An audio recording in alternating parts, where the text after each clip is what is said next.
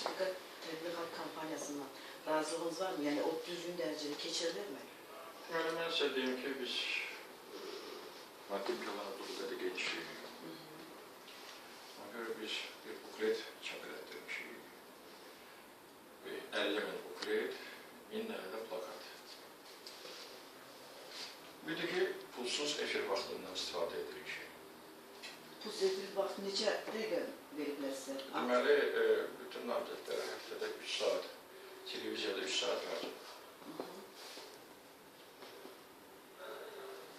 Razısınız da onun? Əlbəttə, çox olsaydı daha yaxşı olardı. Amma bəzi namizədlər 34 saniyə, 35 saniyə qoyurlar, vaxtı qalır. Mən belə başa düşürəm ki, onların pulu çoxdur, onlar istəmirlər tam istifadə eləməyə. Siz telebatda ki, İTV-də kanalı İlham Əliyevin vəkili kimi çıxış edib, digər namizəd Cəmil Həsənliyə qarşı çıxdınız. Bunu necə izah edə bilərsiniz? Mən İlham Əliyevi müdafiə etməmişəm. Mən Xalq Şəriflə müdafiə etmişəm. Cəmil Həsənliyə... Amma çıxışınızdan elə yox, elə alınmadı. Mən belə dedim ki, kim ki xalqın xanımına, qızlarına həqarətli sözlər işləyir, qələt edir. Qələt səhv deməkdir. Bəli. Bunlar əgər düşünürlər ki, səhv etməyiblər, bunu bilərəkdən deyiblər, adətən insan əsəbi olanda daxilindəkilər üzə çıxır. Və onda başlarına hələ bir divara da vururlar. İlham Əliyev üçün mən tərəfindən müdafiə olunmağa heç bir zərurəti yoxdur, onun öz nümayəndələri var orada. Amma mənim xanımım, mənim gəlinim televiziyanın qarşısında belə görəndə ki, hər hansı bir namizəd adı professorlu olsa, özü-özünə ziyalıdır desə, kimisə təhqir edir, məni əlbəttə ki, qıcıqlandırır. İlham Əliyevin 3-cü dəfə prezidentliyə namizədinin doğrunu hesab edirsiniz? Bəli, referendum keçirilir. Mən referendum əleyhinə olsam da bu qərar qəbul edilib. Məsələn, deyirlər ki, sivil ölkələrdə belə şey yoxdur. Buyurun, artıq 3-cü müddətə Angela Merkel gedir. 16 il Helmut Kohl deməli prezidentlik eləyib.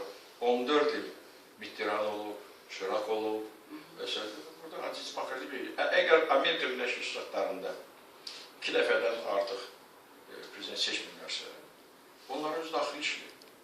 Vahid demokrasiya üçün vahid resept yoxdur. Məsələn, baxın, onlar da bu qanun olmağına baxmayaraq, müharibə illərində Franklin Delano Roosevelt 4 dəfə prezident seçdilər. Amma prezidentləri də oldu ki, məsələn, Nixon vaxtından əvvəl impeachment elan eləyib göndərdilər istefaya. Seçicilərinizlə görüş və ya mitinglər keçirməyə planlaşdırmışsınız? Xeyr, mən də mitinglər keçirməyəcəm, görüşlər keçirməyəcəm. Mən də lazımdır televiziyadan, parlamentdən dinləyicilərə deyirəm, seçicilərə deyirəm və mənə gəlir o daha effektiv olur, nəinki gedəsən cəmaatı yıxasan, məndən partiyasın söyüşdürməyə və s.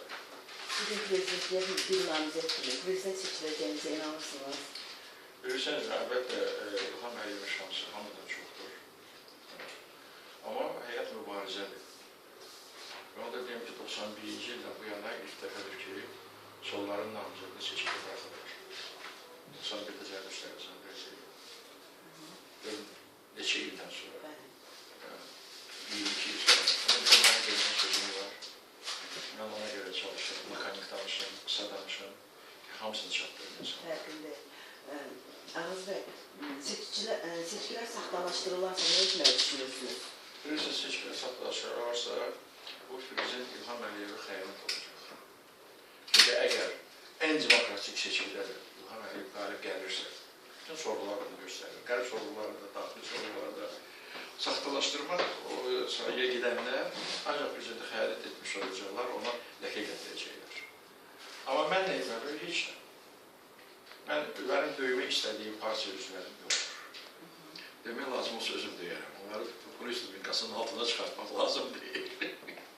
Bilirsiniz, çox qəribə düzdür bu məcəldə. Çünki mən insanlara fikir çıxarsam, əlbəttə ki, birinci cərgədə özüm olacaq. Birinci cərgədə özüm olacaq. Niyə döyürəm? Mən bir digər partiya üzvləri kimi gənclər qabağa verib özüm gizlənən deyirəm.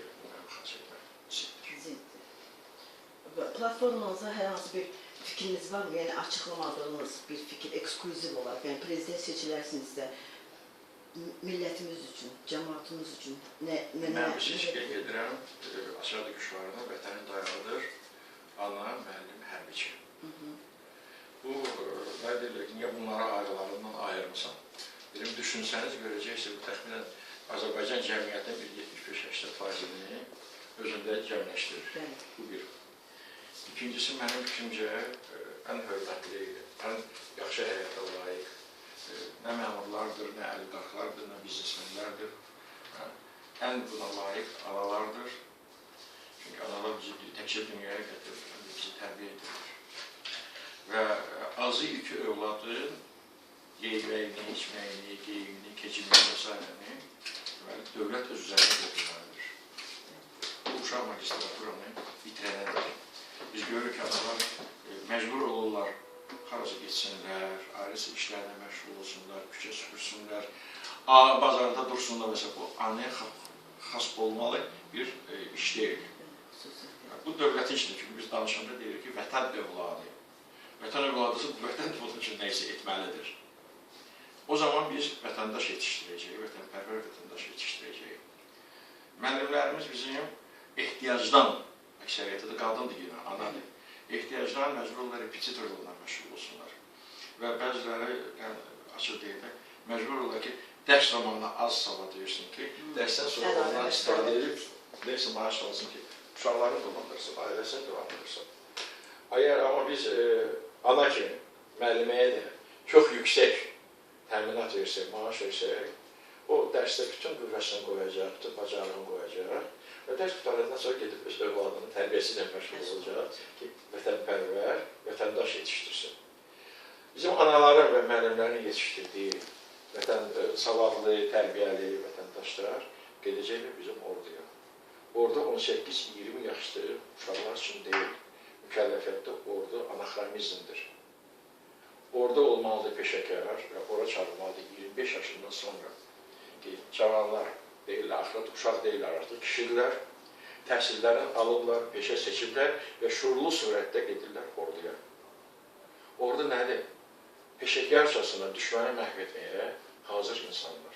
Bu 18-20 yaşlı uşaqların psixikasına çox pis təsir edir. Yəni, orada 18 yaşında gənclərin getməsinə əleyhinə. Bəli, tamamilə əleyhinə. Mən də mükəlləfiyyətdə ordunun əleyhinə. Bunun kontraktı olmalıdır əskərin ki, bu qədər maaş alır, dövlət ona ev verir, təhsil verir onun övladlarına və əgər Allah eləməmiş, şəhid olsa, bunun 100% maaşını ailəsinə verir. Əlil olsa 100% buna həmin onun maaşını verir və s. ki, onun bunun əlinə baxmasın. Onda da hərbiçi dərk edəcək ki, vətən bunun arxasında durur, bu da vətənin arxasında duracaq. Təhsil sistemi məndə belədir ki, zəncirvari, körpələr devrindən başlayaraq magistraturaca hansı eyni sistemlə getməlidir. Biz ali məktəblərə çoxu daxil olurlar, xüsusən özəl ali məktəblərə daxil olurlar ki, o mükəlləfiyyətdə oraya getməsinlər. Bəli. Və həddən artıq bizdə çoxlu ali təhsil adam var ki, bazarda pişnatda dalında oturub, gelir Rusiyadan, yük daşıyır və s. Bunlar olmamalıdır. Biz gərək dəqiq hesablar ki, bizim əmək bazarında nə qədər ali təhsilli adamlarına ehtiyacımız var. İnsan ali təhsillərində doğrudan da savadlı olan insanlar işlə təmin edilsinlər. Yəni, siz inşallah prezident olarsınızsa bunların hamısı... Bəli, deməli, özəl ali məktəblər, uşaq ola bilər. Lakin orada təhsilin savadının verilməsi və təhsilin şəraiti qat-qat dövlətinkindən yüksək olmalıdır. Amma hazırda elə deyil. Aşağı səviyyədə.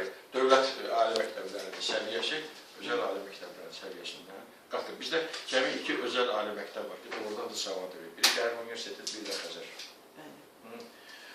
Deməli, Həndistanı qaldırmalıyıq. Neftdən gələn gəlirlərlə biz şəhərlərdə abadlıq işləri görürük, bərbəzə eləyirik və s.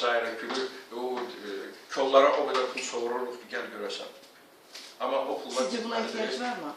Bunlara ehtiyac var mı? Onun əvəzə o pullar getməlidir Həndistana. Bizim 2 milyondan artıq vətəndaşımız ki, bütün SSG, MDB məkanına yayılıblar, qayıtsınlar. Onlar nədən gelirlər? Yaxşı həyatdan gelmirlər ki. Orada bizim yerlər it həyatını yaşayırlar. Çox ağır həyat yaşayırlar. Saat 5-dən axşam saat 10-ca bazarda durmaq edirsiniz, asandır. Şunun şaxtası var, bunun amonu var, bunun rüşvəti var, bunun təhqirləri var, bunun kazakları var və s. Amma şimdi ki burada banklar, gerek torpaq bankı yaransın, torpağını orada qoyur görür. Çox aşağı faizlə pul götürür ki, gübrə alsın, toxum alsın və s. Məhsulunu yıxsın, məhsulunu dövlət alarsa dövlət alsın, almazsa istədiyi yeri satsın və o kreditini qaytarsın. Amma eyni zamanda texnikanın leasing texnika olmalıdır. Texnikanın leasing olmalıdır. Çox ucuz qiymətə görməyən dünyada hər yerdə kənd təsarrufu, aqrar sənaye dotasiya olur. Bizdə deməli ki, dotasiya verir, biz dotasiyada xarici ölkələrə veririk. Xarici ölkələr bizdən bizə öz mallarını satırlar və biz iqtisadiyyatı elm kimi inkar edirik. Çünki bizdə maşallah manatımız %100 dolara çıxır. Bəs necə olur ki, dünya bazarından biz böyle ucuz dollarla mal alırıq, getiririk bura və baha qiymətə xalqa satırıq. Bu nəyə görədir? Ona görə bir çox məmurlarımız bizim oliqarxlar. Onlar insider informasiyasına malikdir. Prezidentimiz hər il 10-15% müəllimlərin, büdcə təşkilatlarının, insanların təqaüdləri maaşını artırırlar.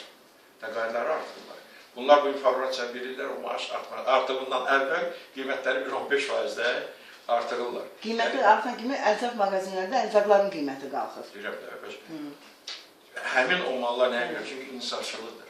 Görürsən, Azərbaycandakı anti-monopoliya komitesi hara baxır? Nəylə məşğuldur? Ona görə mən deyərdim ki, Azərbaycanda azad bazar ayaq tutub yerimədi. Ona görə tənzimlənən bazar olmalıdır. 2 illik qiymətlər dondurulmalıdır. Ki, o 2 ildə 20% ki, olsa açıq büdcə təşkilatlarında olan insanların maaşları, sonra 10% artırmağa 2 ildən sonra icazə verilsin. Yəni, bunu dövlət öz üzərində götürməlidir. Mənə hərdən sual verilir ki, korrupsiya necə qarşı edərdiniz? Mən deyirəm ki, sosial-demokrat olmasaydı çox azaldı. 5-6 oliqarx korrupsiyoneri asardı. Sizə qorxudan Stalin vaxtında yox idi qalır. Rüşvət doğruluğu. Amma ayrı məsələ mən sosial-demokrat olduğuna görə iqtisadi yollarla biz məcbur etməliyik ki, xalqın cibinə girməsinlər məmurlar.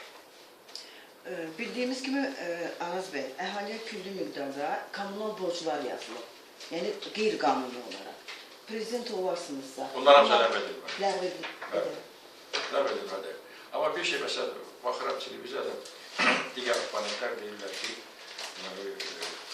25-30%-dən cəmaata kredit verirlər, cəmaat borcludur. Əvvələ 25-30% kredit yoxdur. Özüm daim kredit götürən bir şəxsəm, 60 yaşınca mənə 16-18%-dən kredit verirlər, 60 yaşından sonra 20-22%-dən. Və tələbat kreditləri həmişə bütün dünyada ucuz yüksək olur. O gedirlər ki, neftdən gələn gəlirlər 2%-dən, 3%-dən xarici banklarda qoyulur. O da bütün dünya praktikasında qəbul olunmuyor. Şeydir ki, banklarda uzun müddətli dövlət kreditləri, depozitlərinə o cür faiz gəlir.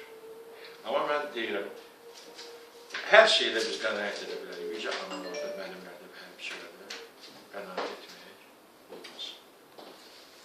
Başqa deyəcəyiniz var mı? İstərdim ki, seçicilər gəlib seçkilərə səs versinlər. Mənim onlara ehtiyacım var, onların səsinə ehtiyacım var. Amma hər şey seçicilə olmasıdır. Biz sizə uğurlar alırıq. Mən heç kəsin səsini pulla ala bilmərəm. Təbii ki. Heç kəsi pulla işlədə bilmərəm. Sosial-demokratda biz ümumiyyətlə işçilər parçasıdır. 90%-dən artıq bizim partiya üzrəli işçidir. Bunun səbəbi necə izah edə bilərsiniz? Uzun illərimizə qarşı xüsusi təcridlər olub. Biləndə ki, kimsə sosial-demokrat başdan çıxardırlar. Bizdə lap gülməli bir şərait var idi. Ağrıqda cəmi 3 nəfər elmlər məlumatı var idi. Üçü də bizim partiyanın üzvü. Üçü də işsiz.